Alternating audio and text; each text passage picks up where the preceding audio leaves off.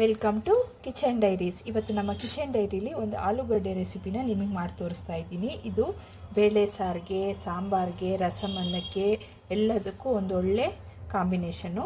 ಇದು ಮಾಡ್ಕೊಳ್ಳೋದು ತುಂಬ ಈಸಿ, ತುಂಬಾ ಟೇಸ್ಟ್ ಆಗಿರುತ್ತೆ. ಅದು ಹೇಗೆ ಮಾಡೋದಂತ ಇವತ್ತಿನ ವಿಡಿಯೋದಲ್ಲಿ ನೋಡೋಣ. ಮೊದಲಿಗೆ ನಾನು ಇಲ್ಲಿ ಒಂದು ಅರ್ಧ ಕೆಜಿಯಷ್ಟು ಆಲೂಗಡ್ಡೆ ತಗೊಂಡಿದ್ದೀನಿ. ಆಲೂಗಡ್ಡೆನ ನಾವು ಇದರ ಮೇಲಿರೋ ಸಿಪ್ಪೆನೆಲ್ಲ ರಿಮೂವ್ ಮಾಡ್ಕೊಳ್ಳೋಣ. ಈ ಥರ ಒಂದು ಪೀಲರ್ನ ಉಪಯೋಗಿಸ್ಕೊಂಡು ನಾನು ಸಿಪ್ಪೆನೆಲ್ಲ ರಿಮೂವ್ ಮಾಡ್ತಾ ಇದ್ದೀನಿ. ಪೂರ್ತಿ ಆಲೂಗಡ್ಡೆನ ನೋಡಿ ಹೀಗೆ ಪೂರ್ತಿ ಕ್ಲೀನ್ ಮಾಡ್ಕೋಬೇಕು. ಇದೇ ರೀತಿ ಎಲ್ಲನೂ ಕ್ಲೀನ್ ಮಾಡ್ಕೊಳ್ಳೋಣ ನಾವು. ಫಸ್ಟು ನೋಡಿ ಎಲ್ಲ ಆಲೂಗಡ್ಡೆದು ಸಿಪ್ಪೆನ ರಿಮೂವ್ ಮಾಡ್ಕೊಂಡಿದ್ದೀನಿ. ಈಗ ಈ ಥರ ಒಂದು ಚಾಪಿಂಗ್ ಬೋರ್ಡ್ ತಗೊಂಡಿದ್ದೀನಿ. ಇದ್ರ ಮೇಲೆ ಆಲೂಗಡ್ಡೆನ ಹೀಗೆ ಇಟ್ಕೊಂಡು ಕ್ಯೂಬ್ಸಲ್ಲಿ ನಾವು ಕಟ್ ಮಾಡಿ ತಗೋಬೇಕಾಗತ್ತೆ. ನೋಡಿ ಕ್ಯೂಬ್ಸಲ್ಲಿ ಸ್ಕ್ವಯರ್ ಆಗಿರಬೇಕು. ನೋಡಿ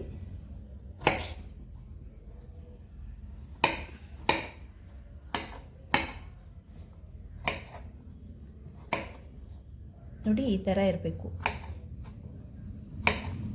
ಆಲೂಗಡ್ಡೆನ ಇದೇ ರೀತಿ ಕಟ್ ಮಾಡಿ ಎಲ್ಲನೂ ತಗೊಳ್ತೀನಿ. ಮೊದಲಿಗೆ ನೋಡಿ ಎಲ್ಲ ಆಲೂಗಡ್ಡೆನೂ ಇದೇ ರೀತಿ ಕಟ್ ಮಾಡಿ ಇಟ್ಕೊಂಡಿದ್ದೀನಿ. ಈಗ ಇದನ್ನು ಒಂದೆರಡು ಸಲ ಕ್ಲೀನಾಗಿ ವಾಶ್ ಮಾಡಿಕೊಂಡು ಇದನ್ನು ಒಂದು 70 to 80% ಅಷ್ಟು ಬೇಯಿಸ್ಕೋಬೇಕಾಗುತ್ತೆ. ನಾನು ತೋರಿಸ್ತೀನಿ. ಈಗ ಇದನ್ನು ವಾಶ್ ಮಾಡ್ಕೊಂಡು ಬರೋಣ. ನೋಡಿ ಈಗ ನಾನು ಒಂದು 2 ರಿಂದ 3 ಸಲ ಚೆನ್ನಾಗಿ ವಾಶ್ ಮಾಡಿ ತೊಗೊಂಡಿದ್ದೀನಿ. ಇದಕ್ಕೆ ಒಂದು 2 ಗ್ಲಾಸಷ್ಟು ನೀರನ್ನು ಹಾಕ್ಕೊಳ್ಳೋಣ. ನೀರನ್ನು ಹಾಕ್ಕೊಂಡ್ಮೇಲೆ ಇದಕ್ಕೆ ಅರ್ಧ ಸ್ಪೂನಷ್ಟು ಅರಿಶಿನ ಪೌಡ್ರನ್ನ ಹಾಕ್ಕೊಳ್ಳೋಣ. ಅರಿಶಿನ ಪೌಡ್ರ್ ಹಾಕ್ಕೊಂಡ್ಮೇಲೆ ಇದಕ್ಕೆ ರುಚಿಗೆ ತಕ್ಕಷ್ಟು ಉಪ್ಪನ್ನು ಹಾಕ್ಕೋಬೇಕು. ಉಪ್ಪು ನೋಡ್ಕೊಂಡು ಹಾಕ್ಕೊಳ್ಳಿ. ಈಗ ಇದನ್ನು ಬೇಯಿಸ್ಕೊಳ್ಳೋಣ. ನಾವು ಒಂದು 80% ಬೇಯೋ ಥರ ಇದನ್ನು ಬೇಯಿಸ್ಕೊಳ್ಳೋಣ ಸ್ಟವ್ ಮೇಲೆ. ನೋಡಿ ಸ್ಟವ್ ಮೇಲೆ ಇಟ್ಟಿದ್ದೀನಿ. ಇದು ಬೇಯೋದಕ್ಕೆ ಒಂದು 10 ರಿಂದ 15 ನಿಮಿಷ ಸಿಮ್ಮಲ್ಲಿಟ್ಟು ಬೇಯಿಸ್ಕೊಳ್ಳಿ. ಈಗ ಇದಕ್ಕೆ ಮಸಾಲೆನ ರೆಡಿ ಮಾಡ್ಕೊಳ್ಳೋಣ ನಾವು. ನೋಡಿ ಈಗ ಇಲ್ಲೊಂದು ಮಿಕ್ಸಿ ಜಾರ್ ತೊಗೊಂಡಿದ್ದೀನಿ, ಚಿಕ್ಕ ಮಿಕ್ಸಿ ಜಾರ್ ತೊಗೊಂಡಿದ್ದೀನಿ. ಅದರಲ್ಲಿ ನಾನು ಒಂದು 5 ರಿಂದ 6 ಒಣಗಿದ ಮೆಣಸಿನ್ಕಾಯಿ ಹಾಕ್ಕೊಳ್ತಾ ಇದ್ದೀನಿ. ಇದ್ರ ಜೊತೆಗೇ ನಾನು 1 ಸ್ಪೂನಷ್ಟು ಕಾಳು ಮೆಣಸನ್ನು ಸೇರಿಸ್ಕೊಳ್ತಾ ಇದ್ದೀನಿ. ಇಲ್ಲಿ ನೀವು ಒಣಗಿದ ಮೆಣಸಿನ್ಕಾಯಿ ನಿಮ್ಮ ಟೇಸ್ಟಿಗೆ ತಕ್ಕಂಗೆ ಆ್ಯಡ್ ಮಾಡ್ಕೊಳ್ಳಿ. ಹಾಗೆಯೇ 1 ಸ್ಪೂನಷ್ಟು ಜೀರಿಗೆಯನ್ನು ಸೇರಿಸ್ಕೊಳ್ತಾ ಇದ್ದೀನಿ. ಮತ್ತು ಅದೇ ರೀತಿ 1 ಸ್ಪೂನಷ್ಟು ಧನಿಯಾ ಕಾಳುಗಳನ್ನು ಸೇರಿಸ್ಕೊಳ್ತಾ ಇದ್ದೀನಿ. ಮತ್ತು ಇಲ್ಲಿ ಸ್ವಲ್ಪ ಪ್ರಮಾಣದಲ್ಲಿ ಅಂದರೆ ಅರ್ಧ ಸ್ಪೂನಷ್ಟು ಸೋಂಪು ಕಾಳನ್ನ ಸೇರಿಸ್ಕೊಳ್ತಾ ಇದ್ದೀನಿ. ಇದು ಪೂರ್ತಿ ಆಪ್ಷನಲ್ಲು. ಇದು ನಾನು ಫ್ಲೇವರ್ಗೋಸ್ಕರ ಸೇರಿಸ್ಕೊಳ್ತಾ ಇರೋದು. ನಿಮ್ಗೆ ಇಷ್ಟ ಇದ್ದರೆ ಹಾಕ್ಕೊಳ್ಳಿ, ಇಲ್ಲ ಅಂದರೆ ಸ್ಕಿಪ್ ಮಾಡ್ಕೊಳ್ಳಿ. ನಾವು ಇಷ್ಟನ್ನು ಒಂದು 2 ರಿಂದ 3 ಸ್ಪೂನಷ್ಟು ನೀರನ್ನು ಹಾಕ್ಕೊಂಡು ಒಂದು ಲೈಟಾಗಿ ಪೇಸ್ಟ್ ಥರ ರೆಡಿ ಮಾಡ್ಕೊಂಡು ಬರೋಣ. ತುಂಬ ನೈಸಾಗಿ ಬೇಡ, ಒಂದು ಸ್ವಲ್ಪ ತರಿಯಾಗಿರೋ ಥರ ಪೇಸ್ಟನ್ನು ರೆಡಿ ಮಾಡ್ಕೊಂಡು ಬರೋಣ. ಈಗ ನೋಡಿ ಗ್ರೈಂಡ್ ಮಾಡ್ಕೊಂಡು ಬಂದಿದ್ದೀನಿ. ಈ ಥರ ಇರಬೇಕು ಮಸಾಲೆ. ತುಂಬ ನೈಸಾಗಿರಬಾರ್ದು, ಸ್ವಲ್ಪ ತರಿಯಾಗಿರಬೇಕು. ಈಗ ಇದನ್ನು ನಾನು ಒಂದು ಬೌಲ್ಗೆ ತೆಗೆದಿಟ್ಕೊಳ್ತಾ ಇದ್ದೀನಿ.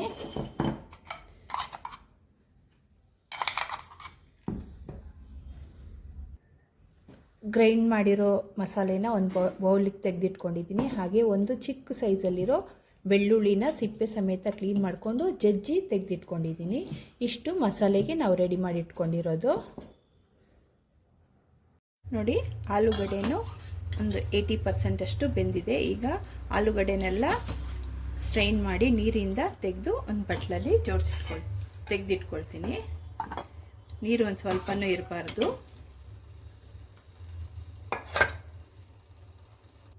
ನೋಡಿ ಆಲೂಗಡ್ಡೆನೆಲ್ಲ ತೆಗೆದು ಒಂದು ಬಟ್ಲಿಗೆ ಇಟ್ಕೊಂಡಿದ್ದೀನಿ. ಈಗ ಏನು ಮಾಡಬೇಕಂದ್ರೆ, ಈಗ ಸ್ಟವ್ ಮೇಲೆ ಒಂದು ಬಾಣಲಿ ಇಟ್ಕೊಂಡಿದ್ದೀನಿ. ಅದಕ್ಕೆ 2 ಟೇಬಲ್ ಸ್ಪೂನಷ್ಟು ಎಣ್ಣೆನ ಹಾಕ್ಕೊಳ್ಳೋಣ. ಎಣ್ಣೆ ಚೆನ್ನಾಗಿ ಬಿಸಿ ಆಗಬೇಕು. ಎಣ್ಣೆ ಬಿಸಿ ಆದಮೇಲೆ ಒಂದು ಸ್ವಲ್ಪ ಸಾಸಿವೆನ ಸೇರಿಸ್ಕೊಳ್ಳೋಣ. ಸಾಸಿವೆ ಚೆನ್ನಾಗಿ ಸಿಡಿಬೇಕು. ನೋಡಿ ಈಗ ಸಾಸಿವೆ ಸಿಡಿತಿದೆ. ಈ ಟೈಮಲ್ಲಿ ನಾನು ಸ್ವಲ್ಪ ಜೀರಿಗೆನ ಸೇರಿಸ್ಕೊಳ್ತಾ ಇದ್ದೀನಿ. ಈಗ ನಾವು ಜಜ್ಜಿ ಇಟ್ಕೊಂಡಿದ್ವಲ್ಲ ಬೆಳ್ಳುಳ್ಳಿನ ಇದಕ್ಕೆ ಆ್ಯಡ್ ಮಾಡ್ತಾ ಇದ್ದೀನಿ.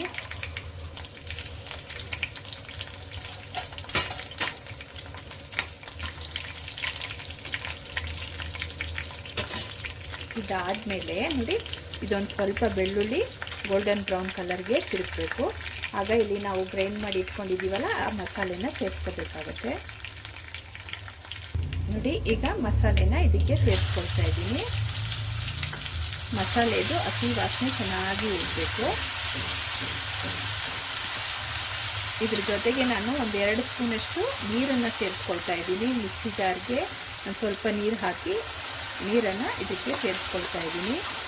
ಈ ಮಸಾಲೆದು ಹಸಿ ವಾಸನೆ ಹೋಗೋದಕ್ಕೆ. ಈಗ ಬೇಕಿದ್ದರೆ ಉಪ್ಪನ್ನು ಆ್ಯಡ್ ಮಾಡ್ಕೊಳ್ಳಿ. ಮೊದಲೇ ಹಾಕಿರ್ತೀರಲ್ಲ, ಬೇಕಿದ್ದರೆ ಸ್ವಲ್ಪ ಉಪ್ಪನ್ನು ಆ್ಯಡ್ ಮಾಡ್ಕೊಳ್ಳಿ. ಜೊತೆಗೆ ನಾನು ಇಲ್ಲಿ ಒಂದು ಸ್ಪೂನಷ್ಟು ಕಾಶ್ಮೀರಿ ಚಿಲ್ಲಿ ಪೌಡ್ರನ್ನ ಹಾಕ್ಕೊಳ್ತಾ ಇದ್ದೀನಿ. ಇದು ಕಲರ್ಗೋಸ್ಕರ ಹಾಕ್ಕೊಳ್ಳೋದು. ನೀವು ನಾರ್ಮಲ್ ಹಾಕ್ಕೊಳ್ಳೋದಾಗಿದ್ದರೆ ಖಾರಕ್ಕೆ ತಕ್ಕಂಗೆ ಒಂದು ಅರ್ಧ ಸ್ಪೂನಷ್ಟು ಖಾರದ ಪುಡಿನ ಸೇರಿಸ್ಕೊಳ್ಳಿ. ಆದರೆ ಕಾಶ್ಮೀರಿ ಚಿಲ್ಲಿ ಪೌಡರ್ ಹಾಕಿದ್ರೆ ಕಲರ್ ಚೆನ್ನಾಗಿ ಬರುತ್ತೆ, ಅದಕ್ಕೋಸ್ಕರ.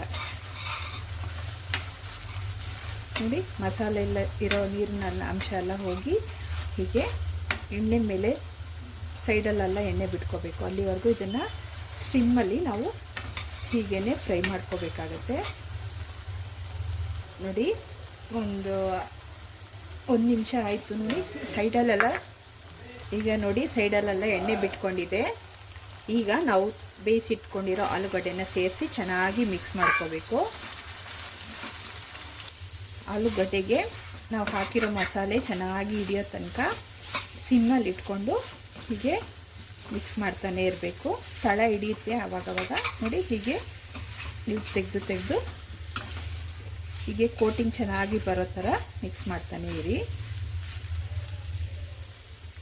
ನೋಡಿ, ಹೀಗೆ ಚೆನ್ನಾಗಿ ಆಲೂಗಡ್ಡೆಗೆಲ್ಲ ಮಸಾಲೆ ಚೆನ್ನಾಗಿ ಕೋಟ್ ಆಗಬೇಕು. ನೋಡಿ, ಕಾಣಿಸ್ತಿದೆಯಾ? ಒಂದು ಸ್ವಲ್ಪನೂ ನೀರಿನ ಅಂಶ ಇರಬಾರ್ದು.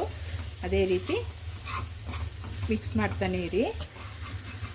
ತಳ ಹಿಡಿಯೋದಕ್ಕೆ ಬಿಡಬೇಡಿ. ಆವಾಗಲೇ ನೀವು ಮಸಾಲೆನ ಹೀಗೆ ಮಾಡಿಬಿಡೋದ್ರಿಂದ ಟೇಸ್ಟ್ ಚೆನ್ನಾಗಿರುತ್ತೆ. ಸೀಸಕ್ಕೆ ಹೋಗಬೇಡಿ.